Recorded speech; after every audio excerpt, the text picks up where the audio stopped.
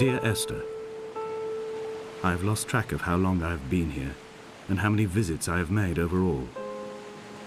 Certainly the landmarks are now so familiar to me that I have to remind myself to actually see the forms and shapes in front of me.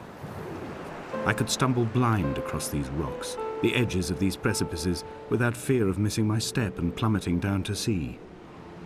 Besides, I have always considered that if one is to fall, it is critical to keep one's eyes firmly open.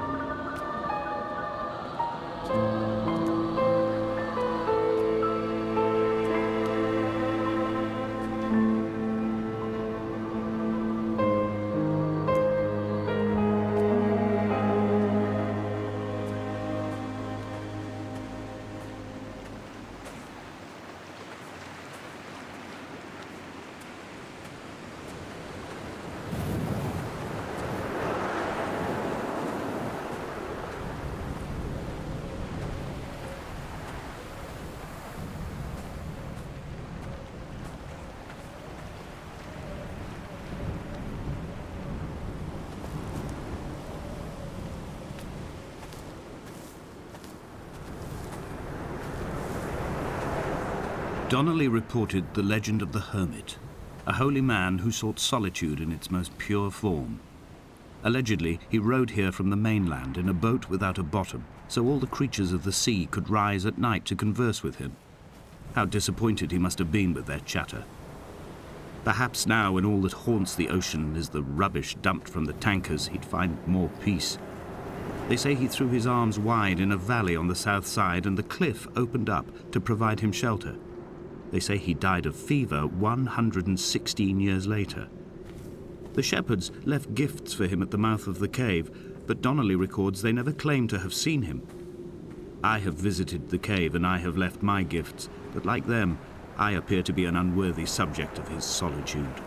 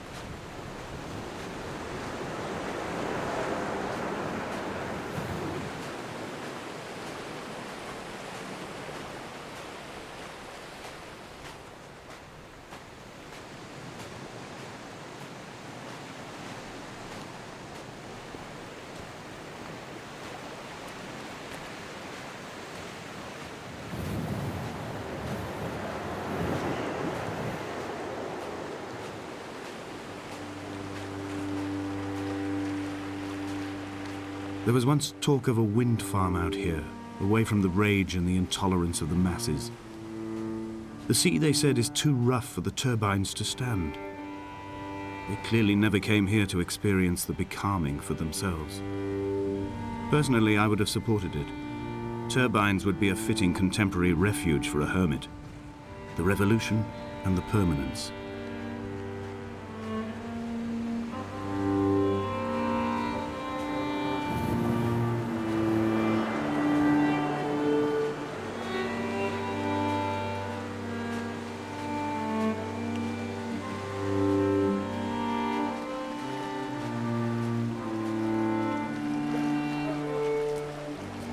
Dear Esther, I found myself to be as featureless as this ocean, as shallow and unoccupied as this bay, a listless wreck without identification.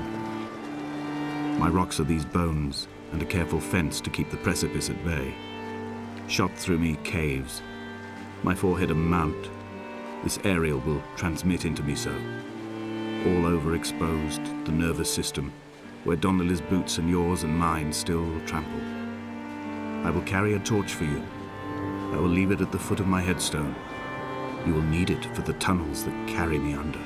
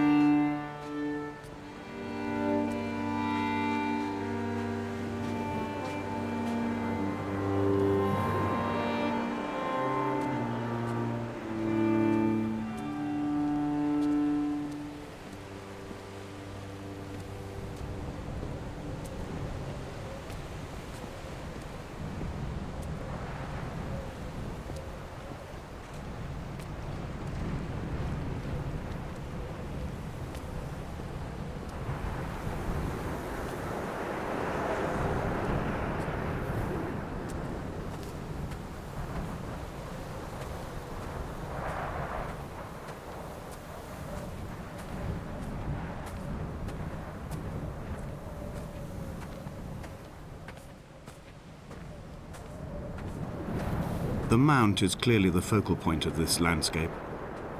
It almost appears so well placed as to be artificial. I find myself easily slipping into the delusional state of ascribing purpose, deliberate motive to everything here. Was this island formed during the moment of impact? When we were torn loose from our moorings and the seatbelts cut motorway lanes into our chests and shoulders, did it first break surface then?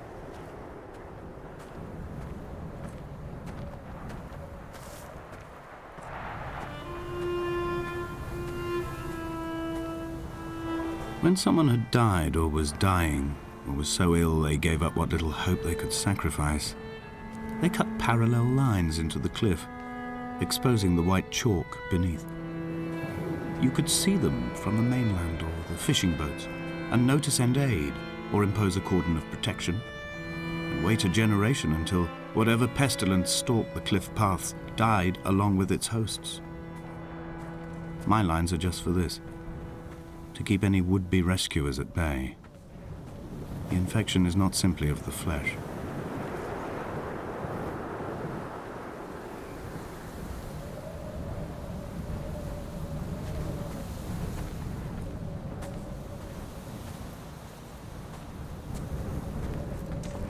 They were God-fearing people, those shepherds.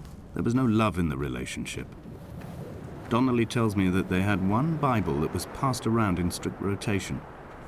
It was stolen by a visiting monk in 1776, 2 years before the island was abandoned altogether.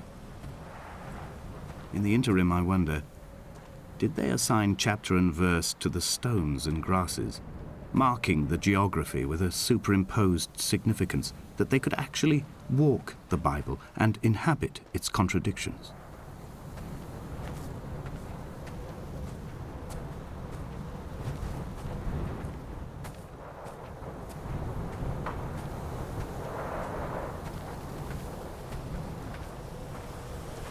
Dear Esther, I met Paul. I made my own little pilgrimage. My Damascus, a small semi-detached on the outskirts of Wolverhampton. We drank coffee in his kitchen and tried to connect to one another.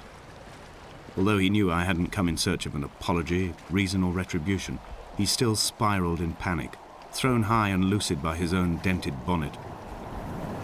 Responsibility had made him old.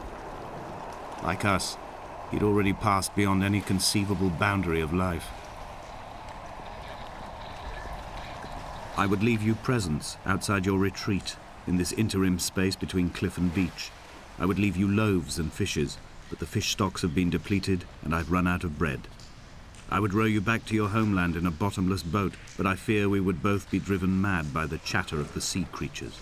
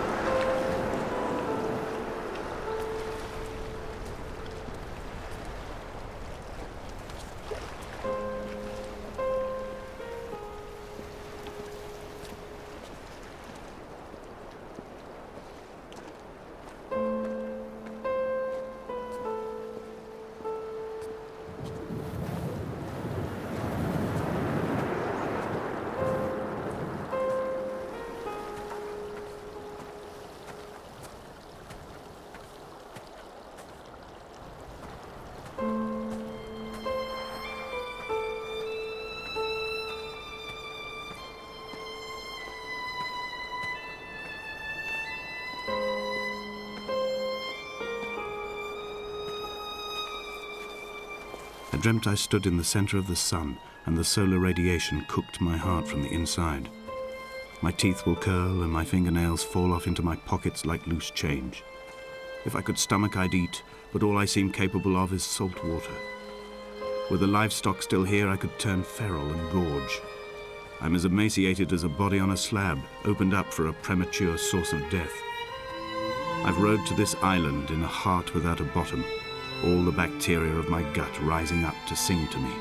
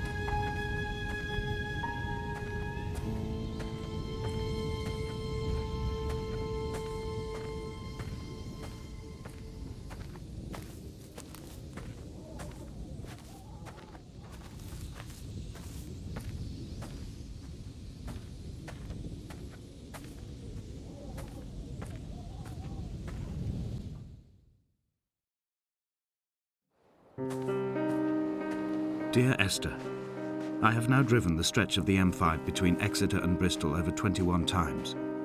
But although I have all the reports and all the witnesses and have cross-referenced them within a millimetre using my Ordnance Survey maps, I simply cannot find the location.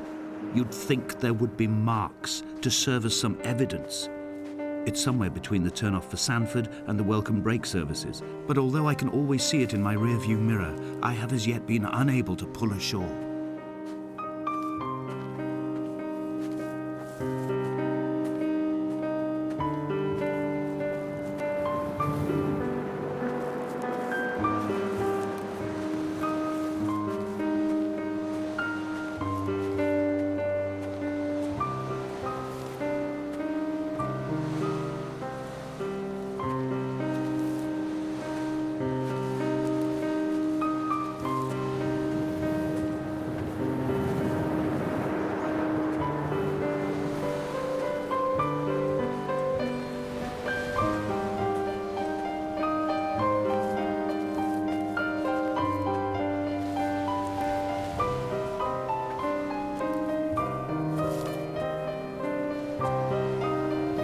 It's only at night that this place makes any sluggish effort at life.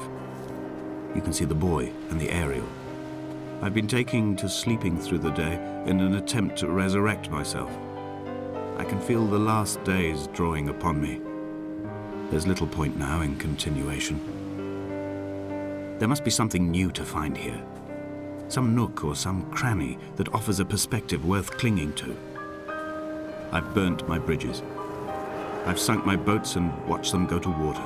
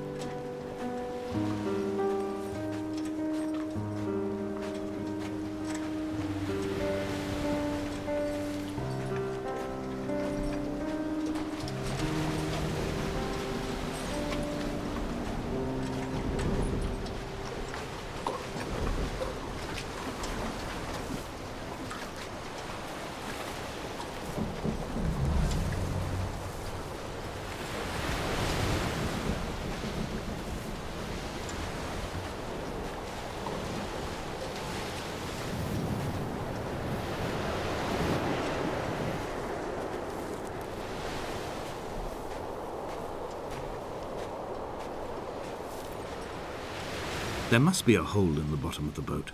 How else could new hermits have arrived?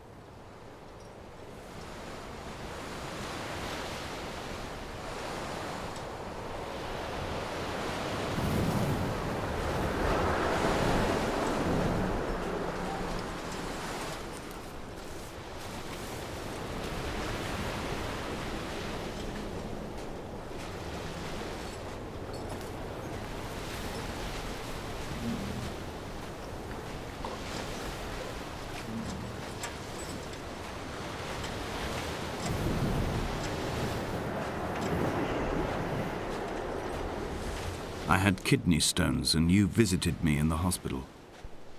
After the operation, when I was still half submerged in anesthetic, your outline and your speech both blurred. Now my stones have grown into an island and made their escape, and you have been rendered opaque by the car of a drunk.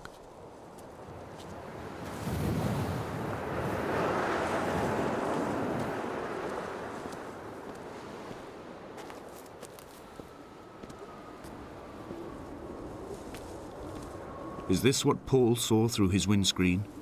Not Lot's wife looking over her shoulder, but a scar in the hillside, falling away to black forever.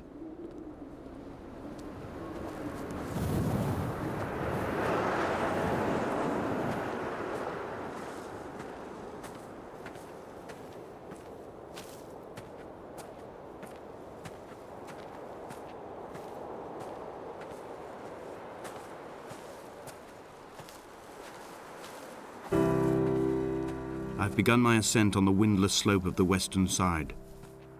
The setting sun was an inflamed eye squeezing shut against the light shone in by the doctors. My neck is aching through constantly craning my head up to track the light of the aerial. I must look downwards, follow the path under the island to a new beginning.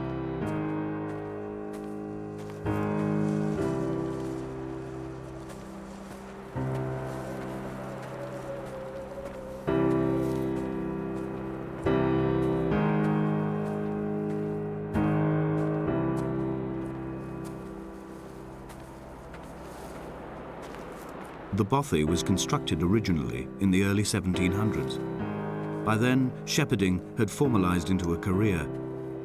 The first habitual shepherd was a man called Jakobsen, from a lineage of migratory Scandinavians. He was not considered a man of breeding by the mainlanders. He came here every summer whilst building the bothy, hoping eventually that becoming a man of property would secure him a wife and a lineage. Donnelly records that it did not work. He caught some disease from his malcontented goats and died 2 years after completing it. There was no one to carve white lines into the cliff for him either.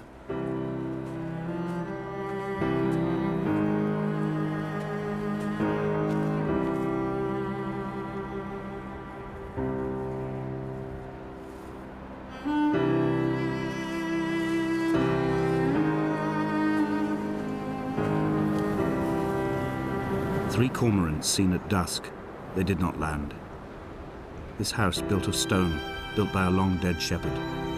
Contents: my camp bed, a stove, a table, chairs, my clothes, my books. The caves that score out the belly of this island, leaving it famished.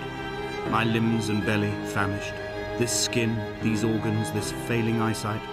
When the battery runs out in my torch, I will descend into the caves and follow only the phosphorescence home.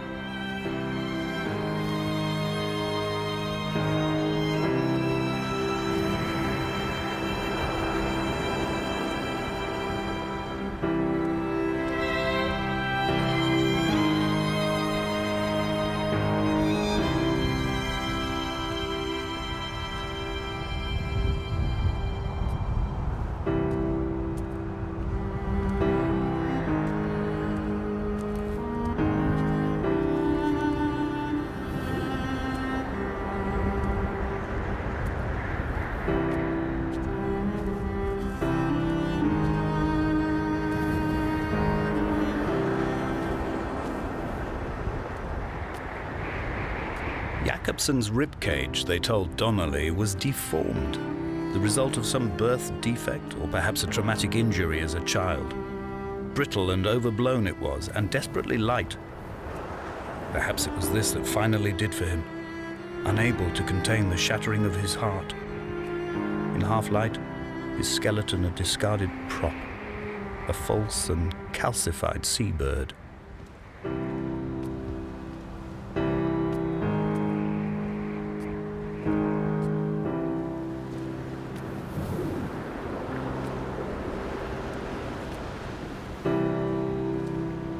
They found Jakobsen in early spring. The thaw had only just come. Even though he'd been dead nearly 7 months, his body had been frozen right down to the nerves and had not even begun to decompose. His fingernails were raw and bitten to the quick. They found the phosphorescent moss that grows in the caves deep under the nails. Whatever he'd been doing under the island when his strength began to fail is lost. He'd struggled halfway up the cliff again, perhaps in a delirium, perhaps trying to reach the bothy's fire before curling into a stone and expiring.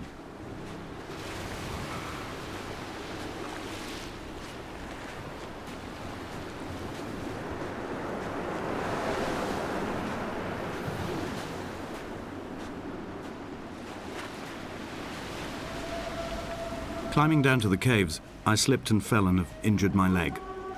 I think the femur is broken. It is clearly infected. The skin has turned a bright, tight pink, and the pain is crashing in on waves, winter tides against my shoreline, drowning out the ache of my stones. I struggled back to the bothy to rest, but it has become clear that there is only one way this is likely to end. The medical supplies I looted from the trawler have suddenly found their purpose. They will keep me lucid for my final ascent.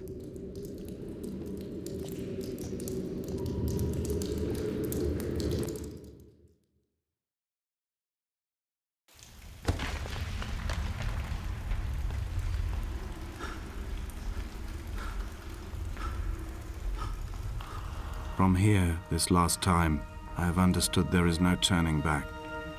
The torch is failing along with my resolve.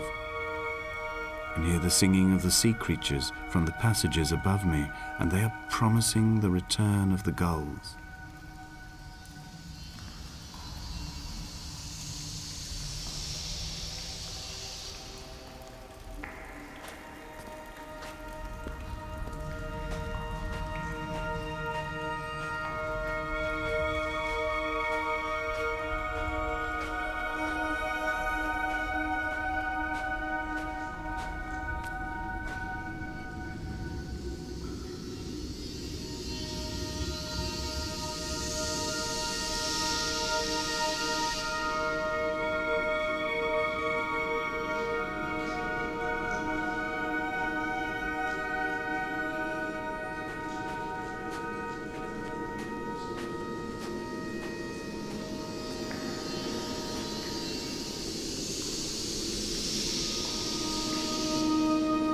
I first saw him sat by the side of the road. I was waiting for you to be cut out of the wreckage. The car looked like it had been dropped from a great height. The guts of the engine spilled over the tarmac, like water underground.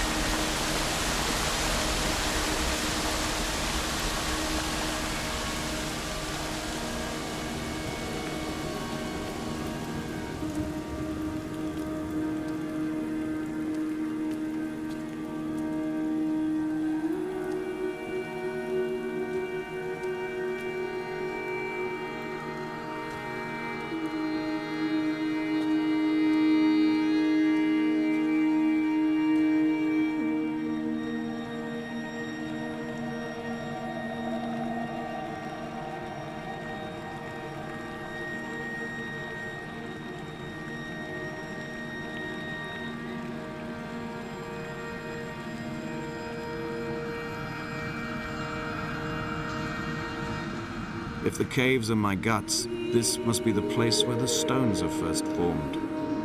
The bacteria phosphoresce and rise, singing through the tunnels.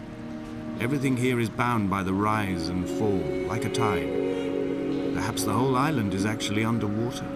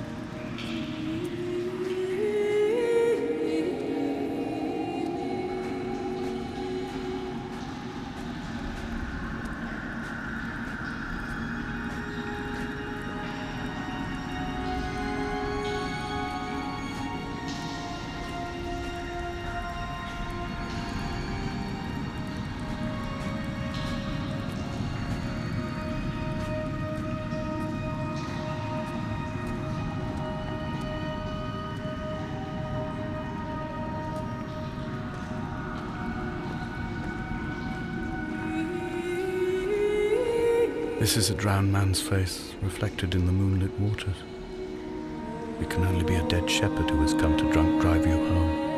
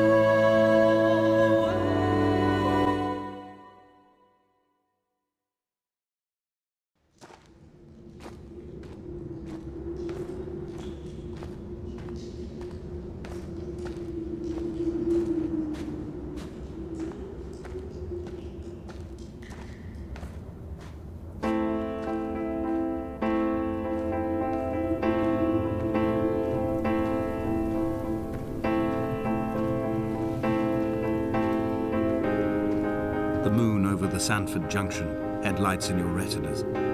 Donnelly drove a grey hatchback without a bottom. All the creatures of the tarmac rose to sing to him. All manner of symbols crudely scrawled across the cliff face of my unrest. My life reduced to an electrical diagram. All my gulls have taken flight. They will no longer roost on these outcrops. The lure of the moon over the Sanford Junction is too strong.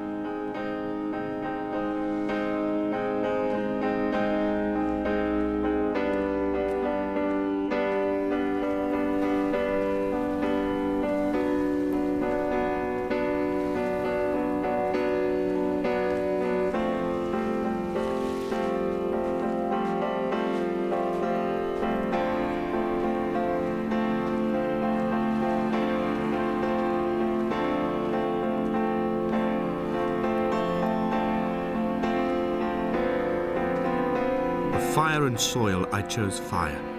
It seemed the more contemporary of the options, the more sanitary. I could not bear the thought of the reassembly of such a ruins. Stitching arm to shoulder and femur to hip, charting a line of thread like traffic stilled on a motorway, making it all acceptable for tearful aunts and traumatized uncles flown in specially for the occasion. Reduce to ash, mix with water, make a phosphorescent paint for these rocks and ceilings.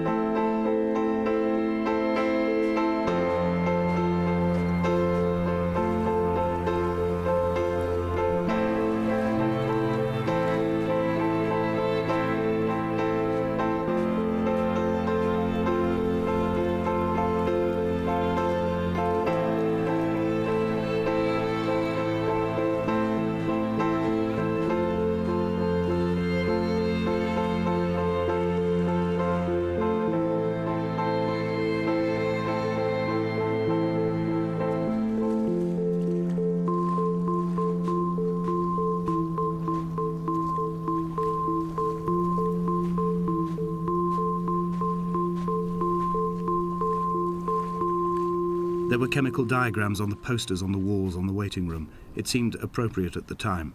Still life abstractions of the processes which had already begun to break down your nerves and your muscles in the next room. I crammed diazepam as I once crammed for chemistry examinations. I am revising my options for a long and happy life.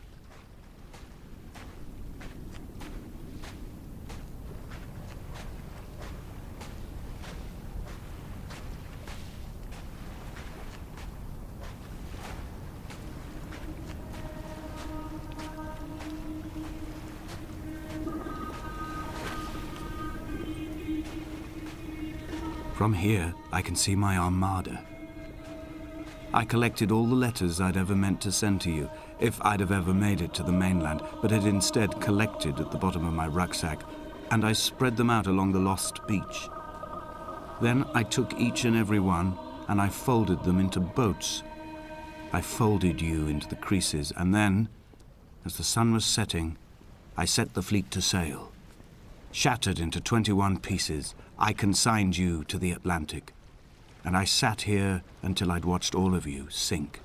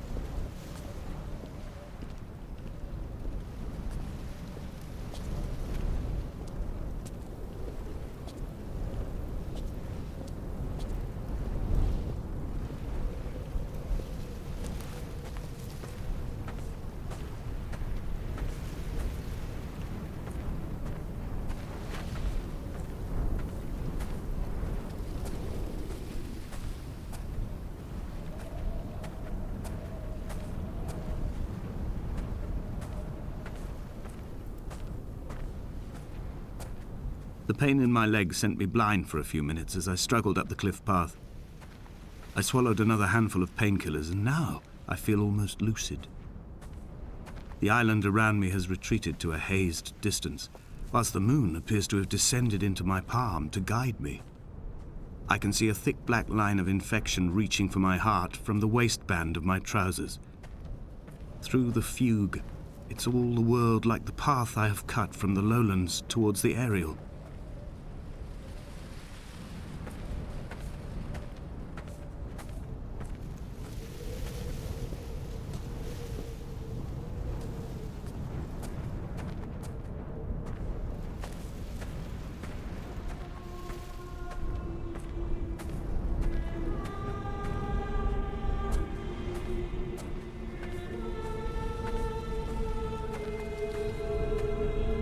I've begun my voyage in a paper boat without a bottom. I will fly to the moon in it. I've been folded along a crease in time, a weakness in the sheet of life. Now you've settled on the opposite side of the paper to me. I can see your traces in the ink that soaks through the fiber, the pulped vegetation. When we become waterlogged and the cage disintegrates, we will intermingle. When this paper aeroplane leaves the cliff edge and carves parallel vapor trails in the dark, we will come together.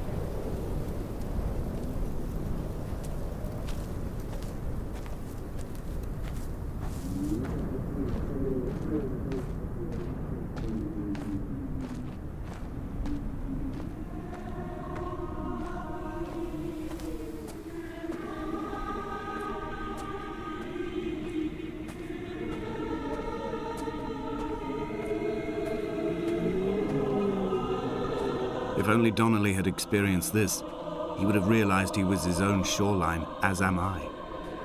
Just as I am becoming this island, so he became his syphilis, retreating into the burning synapses, the stones, the infection.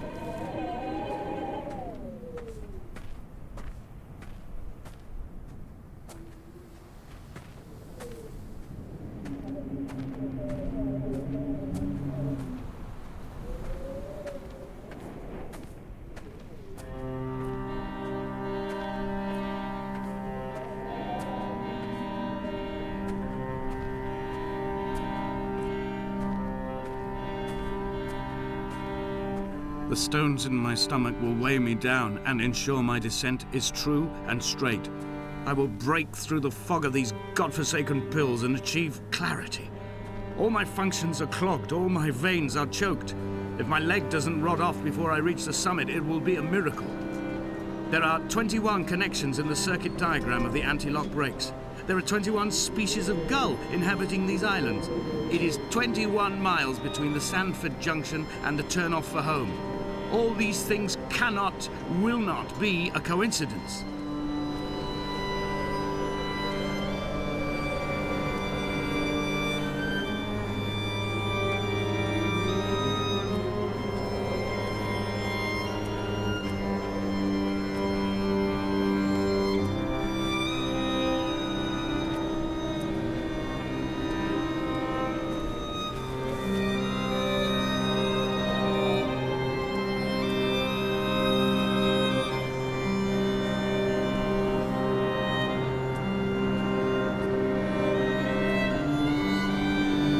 Drunk, Esther. He was not drunk at all. He had not drunk with Donnelly or Spat Jacobson back at the sea. He had not careered across the lost shores and terminal beaches of this nascent archipelago. He did not intend his bonnet to be crumpled like a spent tissue by the impact. His windscreen was not star-studded all over like a map of the heavens. His paintwork etched with circuit diagrams, strange fish to call the gulls away. Phosphorescence of the skid marks lighting the M5 all the way from Exeter to Damascus.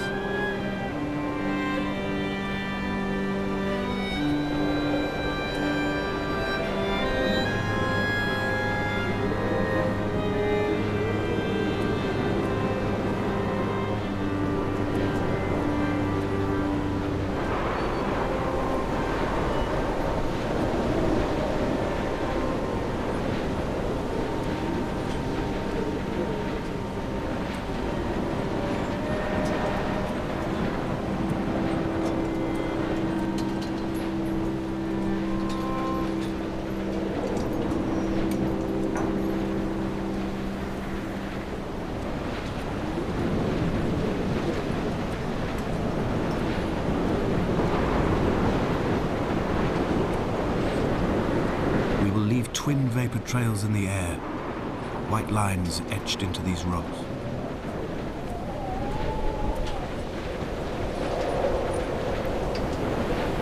Dear Esther, I have burnt my belongings, my books, this death certificate. Mine will be written all across this island. Who was Jakobsen? Who remembers him? Donnelly has written of him, but who was Donnelly? Who remembers him? I have painted, carved, hewn, scored into this space all that I could draw from him. There will be another to these shores to remember me. I will rise from the ocean like an island without bottom, come together like a stone, become an aerial, a beacon that they will not forget you. We've always been drawn here. One day the gulls will return and nest in our bones and our history. I will look to my left and see Esther Donnelly flying beside me. I will look to my right and see Paul Jakobsen flying beside me. They will leave white lines carved into the air to reach the mainland, where help will be sent.